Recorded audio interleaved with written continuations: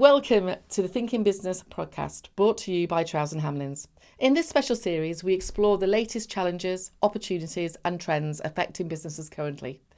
We speak to a range of industry leaders and experts who share their insights and wisdom to help you navigate the changing landscape. My name is Sara Bailey and I'm the Senior Partner at Trowers and Hamlins. I'm delighted today to be joined by Sahar Hashemi, founder of By Women Built and Coffee Republic. And I'm also delighted to say that we are the legal partners for By Women Built, which I'm very proud of. But we're more proud. Shall we start a little bit about your journey? Because I think I know it, others don't. It's really interesting to see how you started and how you've gone on that journey in terms of leadership. Well, Sarah, interestingly, I started my life as a solicitor. So, my family and I sort of emigrated to this country when I was about 12. And I remember there was, at that time, we had the firm of solicitors helping us with our visas and stuff. And from then I was determined that when I grow up, I'm going to be a solicitor. And so I qualified, and I was kind of, qualified for 3 years. But then something happened which sort of changed my entire life. My dad died very suddenly of a stroke. He was very young. He was 62. And sometimes when, events like that happen, I think it's a tiny bit of a wake-up call to change direction. I'd just gone straight through, not even thinking, no gap here, nothing. And I just remember it just made me just reassess as to what do I want to do. So I just thought, actually, I've been in the firm for 5 years already, and I'm just going to go and just take some time off and choose what I'm going to do. And so that's how I left the law. And then I went to New York. And I fell in love with skinny lattes. and from there, so you came back, couldn't find any skinny lattes. Exactly. So that's how you started then thinking about an entrepreneurial side of you that came out. Exactly. Yeah, and I never thought I was an entrepreneur. I mean, you remember when we were brought up. I mean, there was the word entrepreneur wasn't used. I mean, I think you might have seen Richard Branson, but even he didn't have that much a profile. So you never really thought of an entrepreneur being an entrepreneur, starting a business. It was just not in my kind of line of vision at all.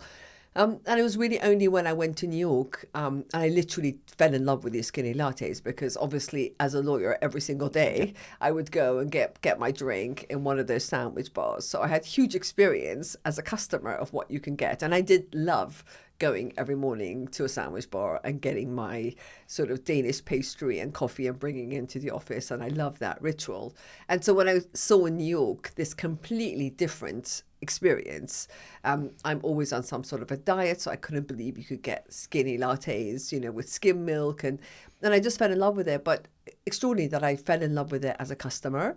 So when I came back to London, I was sitting with my brother, and I just very casually said to him, gosh, I really, and I was actually looking to be an in-house lawyer somewhere and wasn't getting any jobs.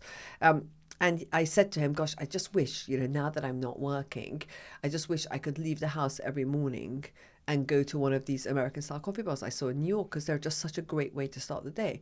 And it was him who said we should start it. And my reaction was, hang on a minute. I meant, why didn't someone else start it? And for me to go to it, because I was the customer of the business. Yeah. So I approached it very much from, I was the customer. I would call myself like the first customer. And so we ended up building it really from my customer point of view, solving a solution, solving my own problem that I couldn't get skinny lattes. But that in itself is and certainly was at that time, really innovative, because you were coming at it from a very different perspective. You weren't coming at it from, I suppose, a traditional leadership point of view, which is, well, I want to do a business and I want to make this money and this is what I'm going to do. You were much more focused on, actually, there's something missing in my life, and therefore I want to find a solution to this. Absolutely. Like I didn't consider myself an entrepreneur. I was a frustrated customer, just solving my own problem. And when you're solving your own problem, your why is very clear. You sort of know what you want, and then in trying to get that problem solved, I sort of ended up using parts of me, I can say, that I hadn't really used before. So it sort of almost activates the inner entrepreneur, which I never knew. I mean, can you imagine like my life training as a solicitor? I mean, the idea of creativity at that time, the idea that I might be creative. I could come up with the branding. You know, we so much compartmentalize ourselves in life, right? So that was my, creative people are different. And suddenly I'm having to be creative. I'm sort of, coming up with branding. I'm thinking about marketing. And I just remember actually, telling my brother, God, maybe I should go to either business school or marketing school. I can't start it just because I want it as a customer.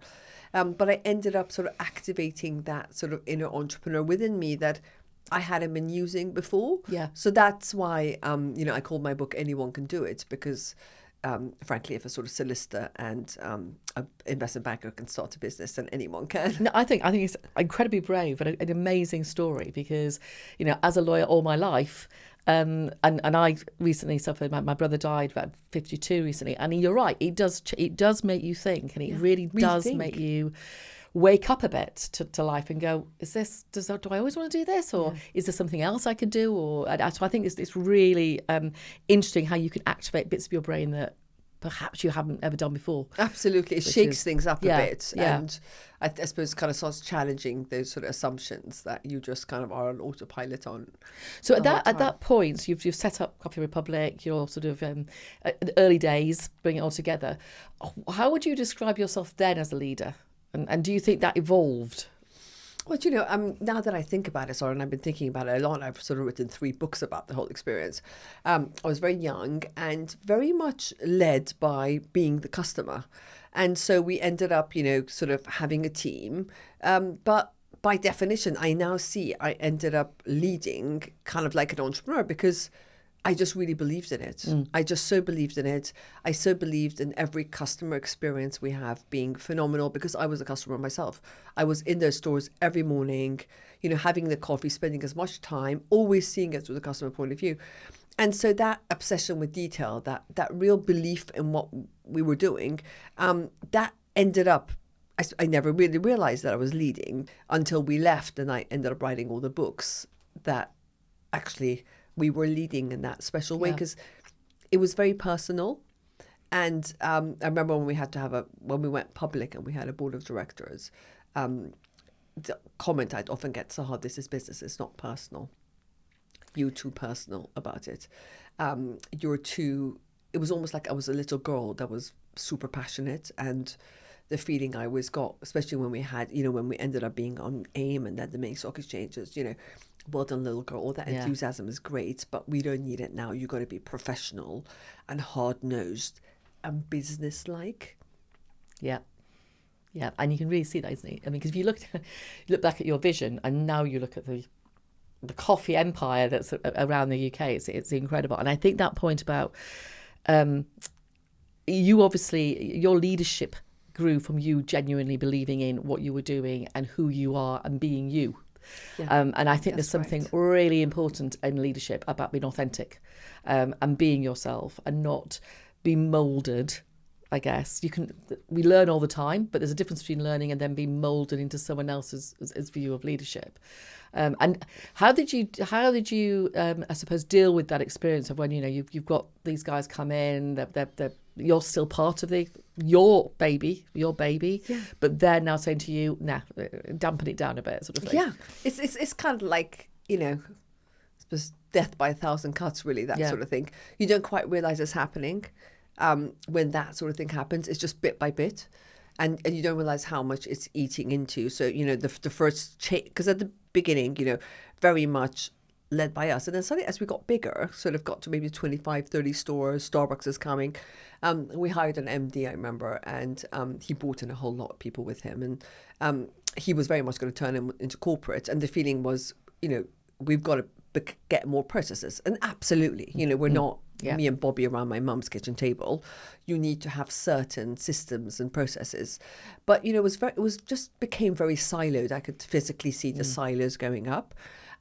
So once the silos go up, by definition, you're disengaging, right, from the person you're serving ultimately. Because I always think your line of sight should be the customer. So everything that comes is almost like a barrier between you. So you can't see the customer that well because you're building so much between you and the customer in a way. So that was the first thing when we hired him. And it was very much titles. And he was like, so what's your title? And I was like, well, I don't know. I've never had a title. And I was like, oh, I suppose I'm marketing director. And then marketing director, I'd go to a store and the store would be filthy, and I'd call up the ops director and they'll be like, actually, no, you're the marketing director. You're not meant to comment on ops because that's, and wait for the management meeting to tell the ops director. So this sort of stuff it sort of switches you off in a way. It dampens that fire. And then we went public, and then the board we hired, I have to say, I hope they're not watching, lots of grey-haired men coming in and, telling me again, that's, I'm personal and I'm not equipped to run the company now that it's big, and we need to move very much from being this entrepreneurial to being very, very professional. And it was almost like, very much like feeling that sort of the passion I had as a customer, that was really flaky. There was no room for passion in a boardroom, right? And it was just sort of, if I ever discussed, I remember making fun of me when I sort of discussed the seasonal latte we did. I don't know, it was Halloween or somewhere. I didn't do well. And it was slightly kind of eye rolls across the boardroom that this is not what we discuss. But actually, what do we discuss? Because that's where the money comes from. Yeah. And there is that sort of kind of folklore around entrepreneurs staying too long. Like you have a sell-by date. And, you love the business you start so much that you will do anything for it. Whatever it will do any kind of sacrifice. So if Coffee Republic was going to get better and that says I leave, then I will leave, because that's all I care about is how the business is doing. So very much in 2001, and when we had about 110 stores. And, kind of just every day just felt a bit more disengaged, whereas when we opened a new store before, it was just all of us would be there, putting stuff up and, that sort of scrappiness. Yeah. And then you just feel a bit more like you're sort of attending as if you're sort of a royal. Like, do you know what I mean? It just lost that spirit, right? That sort of soul that it had. So in 2001, when we were a sort of public company, I left. We hired a CEO to run. Who was being paid multiple times more than we ever did. The sort of car requirements, coming in a very corporate way, and just thinking that this is it. This guy's gonna, he knows how to run a big company. We don't. Handing over the baby, really. Yeah, and that is really hard. And I think it's interesting. I mean, just looking at our own firm, how it's grown over the 30 odd years I've been at the firm, and people still will say, we've got to get more corporate. And I suppose my argument is, yes, we've got to get more commercial. Doesn't mean you need to get always more corporate. Absolutely. And I think that's the interesting vibe. And I think your point about there are lots of layers that go in, which means that you're coming further and further and further away from actually your customer, is really true, because you've got to put these layers of governance in, but somehow you've got to remember that for us, without those clients, we're nothing. So that ultimately the clients are the most important part of the whole process. 100%. And that's why, people who've been, when you're smaller, it's very clear. Like, especially if you start, or, even starting a small law firm, you'll know if that client's not paying, no one's bill's going to be paid. No one's salary is coming in, right, at the end of the month. And then the further you get, I think the people that join almost think, the money's just there, it just sort of sloshes around. You know what I mean? You don't realise what the source of that is. Where it comes from. And without that, I don't know why. You don't realise that person is where the money comes from. And it happens so easily. And I kind of, I speak a lot about entrepreneurial culture to big companies. And the amount of people after I kind of tell my story to them is, gosh, you're right. I think we lost our line of sight to customers. I need to get back with the clients. I need to feel it more. And, so my point is actually, if you're not feeling it, then sort of work becomes quite transactional, because we're, as humans, purpose is not that idea that we've got around purpose as sort of grandstanding kind of, curing cancer or solving kind of child poverty.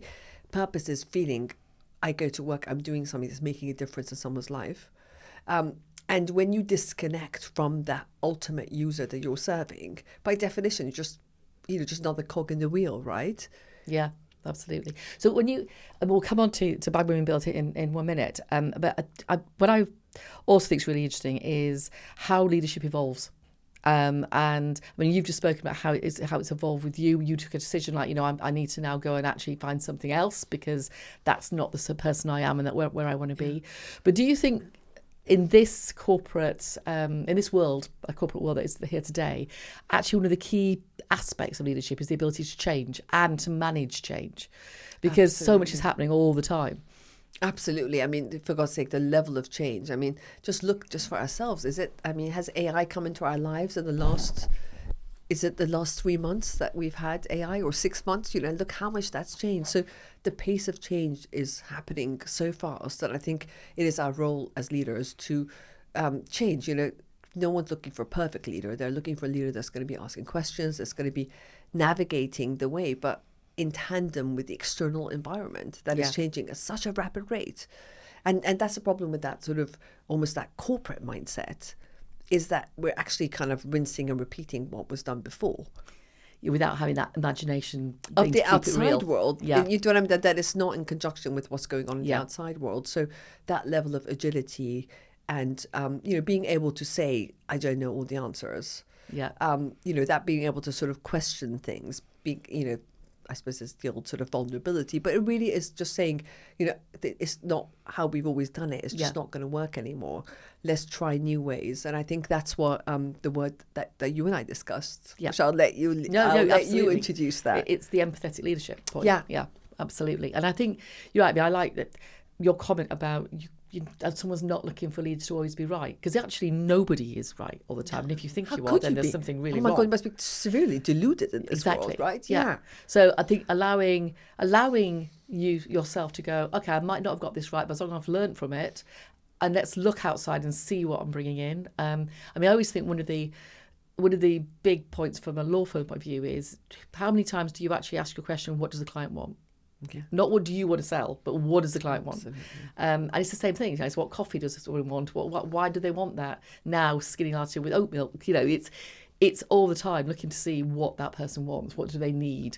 And not, I suppose, in the way I would put it, is not being arrogant enough to think you know. Absolutely, exactly. And I think the core of the word you've coined, Sara, empathetic leadership, is we used to kind of almost lead from the outside in, sort of the inside out, whereas now it's like outside in, because we're so fixated on selling to someone, whatever it is you do, even if it's kind of professional services. It's the idea that that's my product, I'm selling, can you please use us for this? It's not actually selling, because I just don't think the selling works. You need to have such a level of empathy that, and it's not even sort of understanding them. You need to have such a level of empathy, so much in the shoes of your client, that you understand what their problems are. And then what you have is a solution to their problem, which they're desperate for. So you don't even need to sell that anymore, because you are so close to them that you understand how much their world has transformed, like on this axis, as like we were asleep. And when you see that, then by definition, your creativity, your solutions, your innovation just comes up, because you know what they're facing, versus blind, this is what we sell, get us for this. Do you know what I mean? Yeah, absolutely. Choose us. Yeah, absolutely. So then you decided to set up Buy When We Bill. Can you tell us a little bit about that? Because it's an amazing organisation, but it's also, I find, quite fascinating where that came from. Yeah, no, so that came from always in the background. I always thought, when I wrote my 3 books, it was always like, I want to write a book about entrepreneurship. And the other day I was cleaning up my computer files and I saw all these drafts of books about female entrepreneurship, because I really believed that when I looked back on it, I realized that a lot of the qualities that entrepreneurs need, that empathy, being customer centric, being resourceful, trying to make 2 + 2 = 5, all those qualities, leading people with that sort of passion and that vulnerability, are actually naturally feminine qualities. But nothing ever came about it. And then I was part of the Rose Review that Alison Rose of NatWest did around female entrepreneurship in the UK. And it was extraordinary, the results of that review, that the UK has 30% less female entrepreneurs than other developed countries. Wow. I mean, why would we have 30% less? And that actually cost the economy 200 billion in lost output. So that was shocking. And then there was another stat, which was 80% of 11 to 18-year-olds can't name a single female entrepreneur. So this was in the background, but nothing happening with this information. And then COVID hits. And at that time, I was doing a lot of speaking around this entrepreneurial culture to corporates, and suddenly all that completely stops. It's like I'm not a single thing to do for the first time in my adult life, completely redundant. I just never had such a kind of clear brain, I think, and a clear diary. And And I actually had time to go through my Twitter. I just, had the calm, I suppose what people say is ideas come to you in calm. And I actually just had a foot operation. So that gave me time because I thought it's a good time to do it and get out of the way. And I just, this tweet popped up on my thread, and the tweet was, not all of us can invest in women. Not all of us can mentor women, but we can all buy from them. And it was just so powerful that, Sara, because I just remember it was like a sort of lightning bolt, really. Because there was so much conversation around investment and, 2p out of every pound or 1.5p out of it. I was like, it's great and it's an issue we need to deal with, but it's not going to inspire future entrepreneurs. And I knew so many women who were actually entrepreneurs and had done amazing stuff. And I'm like, why are we focusing so much on what women don't have? Yeah, rather than what they do. I was like, where's the attention on what they do have? And then at the same time, this was like post-Me Too movement. And also, it was that terrible, tragic murder of Sarah Everard, and all these girls going to Clapham Common with their vigils. And I kind of thought, gosh, there's so much. People want to support women. People want to empower women. Women need some positive energy somewhere.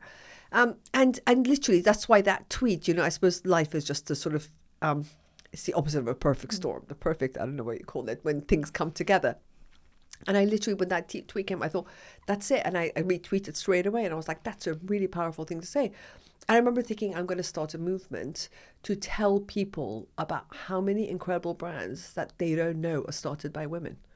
And this is what I'm going to do. And, obviously easier said than done. I spent a whole year with this lovely idea, having Zoom calls, and we were still in the pandemic, with it, having this sort of, it was a great idea. And I remember after a year of just talking about a brilliant idea to start a movement around female entrepreneurship, I thought nothing's going to happen. I'd come up with the name Buy Women Built. I'd founded it with Barney McCauley, who was a marketing kind of genius, and we came up with the name. We had a great logo, but how do you start a movement? I sort of thought, unless sort of I have about 20 million to burn every year to do, adverts and marketing and, to tell people about these, how can you tell people, and I thought, well, that's not going to be possible. So after a year, I thought, well, great, this is going to be one of those in the graveyard of ideas people had.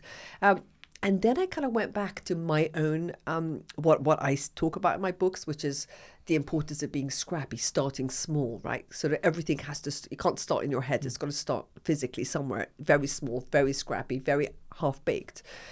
So I started the WhatsApp group. I was actually on a panel. I did a favor to my nephew. It was just before Christmas. I was panel with 3 female founders that I didn't actually know. I thought I knew quite a few of them. I didn't know these 3. And I literally just went to the loo and I was like, I'm going to start a WhatsApp group. And I literally formed a WhatsApp group. And I was like, listen, I've got a WhatsApp group. Put your number in. I'm starting this movement around female entrepreneurship.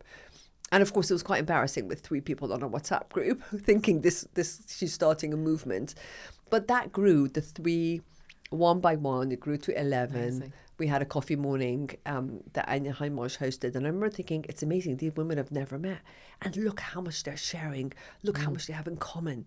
Look how much they're getting from being with each other, asking each other questions. Do you know what I mean? Kind of the ups and the lows. And I thought there's quite something around this community. And so that WhatsApp grew literally one founder at a time. I kind of chased them all down. And they didn't know what they were joining, really. So it was just like join the WhatsApp group and then sort of have events. And it just took, about a year for that to get to about 60, 70. When, and I'm so grateful to the partners we've had at the beginning, Trowers being one of them, because it's very easy when things are successful to back them. Yeah. But what I really admire is the companies, so much like Trowers, and I really kind of mean that from the bottom of my heart, who believed in us when we were a WhatsApp group of 60, 70. And so, it's on the back of that support that we've actually grown now to, we've had, I think, just under 2,500 applications for consumer brands built by women. Yeah. And there's some amazing names on that as well. I mean, but every day, but being a lawyer, I'm pretty good at due diligence. And yet to this day, sort of 3-4 years on, there's still brands where I'm like, I had no idea that brand was women built, that they hadn't raised their hand and gone, I'm actually women built. Did you realize that? That's amazing. Yeah. And I think what that story says to me is that the leadership that you've got, because you didn't go out there and go waving a big flag and going like, come on, let's do it. It actually is that leadership of authenticity. It's actually being authentic and bringing people with you and going, look, why don't we just do this? Let's just give this a go. And I think that is actually, we could all learn from that. And again, I do think it does go back to that authenticity piece, which I think is, from my perspective, is vital. Yeah, well, and and you can talk about it, talk about ideas and talk about things, but until you actually start doing something and doing the first prototype and trying it out. And I think as we get older, we get so scared of trying things out. So I have that in my team. I'm really careful that we don't get too processy. That, if we talk about something, we can talk about it endlessly, and it can sound wonderful when you talk about things and have meetings around what we're going to do. But unless you actually get that first draft out, start that, that equivalent of a WhatsApp group of 3, it's not going to get momentum. And in this day and age, I think it's not about having great ideas, because I think people sit in big companies with brilliant ideas. That's where the geniuses are. But just those ideas never see the light of day because they just kind of get killed in that idea. And making sure, I hear that a lot. And I think that's another point, sorry, about authenticity is, you've got to make it happen. And it's not going to be perfect when it first comes, but you're not going to do it to everyone. You've got to do it so small that you try it out with such a small that if it fails or if it's bad, you're not embarrassing. You're not kind of putting the whole house on it, in a way.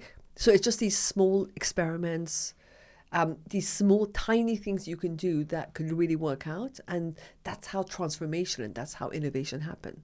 I think that whole point about the scrappy, I like that. Scrappy, I like that. scrappy. I mean, scrappy, not trying to get, because particularly in the legal world, you try to get everything to be perfect, and actually, you're right, nothing happens if that's the case, because you've got to start with that germ of an idea and just give it a go, in a way. And give it a go. And it's almost like, I think it's co-creating with clients. We need to sort of co-create, because I think it's before, I have this very much kind of in terms of, if I'm ever looking for legal advice, someone's got to know me so well as to what makes me tick. And then together we come up with a solution, because we're in a world where we have to co-create. No one has all the answers. How could they possibly, when we've just had this extraordinary super intelligence come into our lives? So no one's got all the answers, but we sort of work our way through it with people coming in from different angles. And looking, the amazing thing about By Women Built is that it covers so many different sectors.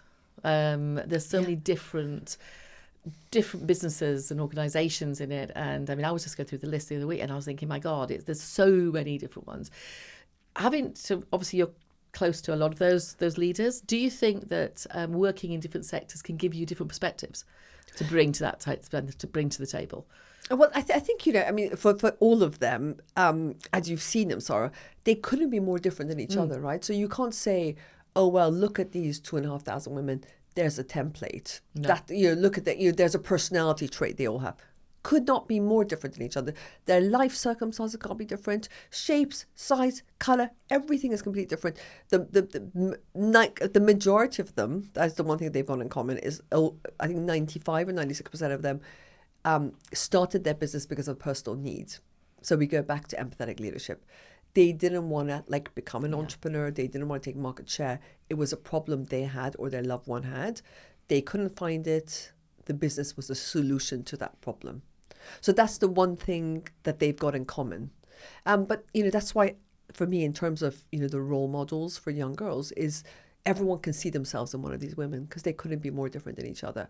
And, of course, the one thing they share is grit. Yeah. It's kind of, but it's, it's grit, but it's grit with grace. And something else is also, which I'm seeing, and I think it's actually reinforced it for me, and I hope as well for all the team at Trowers that spend so much time with our founders, is, I used to think there was a certain way I operated, a bit more empathetic, a bit more, the way I we can multitask as women. And then when I see them, I'm like, actually, maybe that's a bit of a template of female leadership. Maybe that is how us women do it, rather than putting away our feminine qualities, the way I was told when the board came in at Coffee Republic, that passion is flaky, and I think we were all trained, and you must have been trained as well by your parents. When you go to the office, you leave the personality, you leave those traits, and you go in as a sort of uniform. Do you know what I mean? That's because uniformity is kind of what you need. And what I'm seeing, and I think, is this template around, being so, that softness being so strong, and actually owning our feminine qualities and realizing those are actually our superpowers, and we've got to make sure we use them rather than try to hide them. I think for me, my parents were probably head ahead of their age, really, because they were very much about be yourself. And I was shocked when I went into that round, of applying for jobs and interviews, how many people didn't want you to be yourself. They wanted you to be this clone of somebody that was meant to be a lawyer. And the fact you were a woman at that point, 30 odd years ago, as you know, was a little bit like, you've done well to even get here. So no, that's right. And you had to be extra special, which is why, I always say the power suits, because you just could not stand out, right? So you had to put the old shoulder pads on and have the jackets, so then you would just not remotely stand out. Do you remember when we started, it was all about the kind of, we literally wore suits. Yeah, I have to say, the one great thing about COVID is I can wear trainers. Exactly. Brilliant. But no, absolutely, we were. And I think, I've been very lucky in my career that I think Trousers have always been very good at allowing you to be who you are. But yes, I can still see been that. Points where someone said to me, but maybe just rein the emotion in a bit, or I know that's the nice thing to do. I think that's the expression that will always stay with me. That's the nice thing to do, but actually we are a business. I'm like, no, that is the business thing to do. Yes, because actually we're a people business. Yeah. And I think that for me is that's I suppose why I coined the empathetic leadership, because I think people think if you're nice, I hate the phrase, but empathetic, then you're weak. And actually, as you just said, all those women have got so much grit in them. Absolutely. Because I don't even believe, in the word soft skills. No. I don't like that, because actually they're not soft skills. These are essential skills. Yeah. And, and I work with large companies. They're all trying to say, how can we become more customer centric? How we, that's a hallmark. Yeah. That's empathy. That's sort of feminine leadership there and then. It starts with the customer and you work backwards. Yeah. And that's, and I have to say, what people say about these big Silicon Valley companies, Amazon, the reason why, it's in all our lives and we can't get off it is because that's what he says, everyone else, he says, like, apparently their competitors are thinking about market share, and whereas he just said, just think of the customer and work backwards. Yeah. And it's just, life is so like easy Apple like the that. Same, isn't it? It's just think what is it the customer wants, and then let's work that way through. Yeah. Yeah. And and that just makes life so easy. And I've got another example of Brian Chesky of Airbnb. Can you imagine when COVID happened, what happened to Airbnb with everyone moving out? Imagine all these, like, suddenly the properties all emptied. Eventually, when COVID ended and people were going back into Airbnbs, you would think someone like Brian Chesky, the sort of billions of dollar company that is, he could hire the best kind of market research to get information to see what the trends are. No, he moved out of his house and said for 6 months he'll live in Airbnbs, because that gives him that perspective from the customer, from the outside. Do you know what I mean? He really gets the experience of what it's like. He will know what the headaches begging to be solved, what the issues are, what the opportunities are, by living it himself. And so it's really in kind of the best place to start in this day and age, because it's so complicated. We can't have our head around everything, but just go back to customer. It's always go back to customer, because that's where it starts from. Yeah. Life is very complicated, but I promise if anyone goes right back to the customer and sees it from their point of view, that's when it becomes easy and very clear. That's brilliant. Well, thank you so much. It's been a great conversation. And I think if there's one thing to take away from this, it is remember your customer, put yourself in their shoes, but also be authentic, be yourself. Absolutely. And don't be told otherwise. Believe me, because AI can be many things, but it can't be itself. Do you know what I mean? Yeah. It's that connection. Don't be scared. Human. I guess that's the other thing, isn't it? Don't be scared. Don't be scared of trying these things and doing these things. Absolutely. And the beauty of kind of curiosity is you can always go to AI. It can feed your curiosity. No, lovely. Sara, thank you. I loved it as well. Thank you, and thank you all for joining us on this episode of Thinking Business. I found it absolutely valuable. It's great fun to talk to you, and that's what I think is the best bit. It's great fun to talk to you, and you're one of the most successful female entrepreneurs. So thank you for giving us your time. Oh my gosh, precious. Thank you. Sara, very precious. Thank you.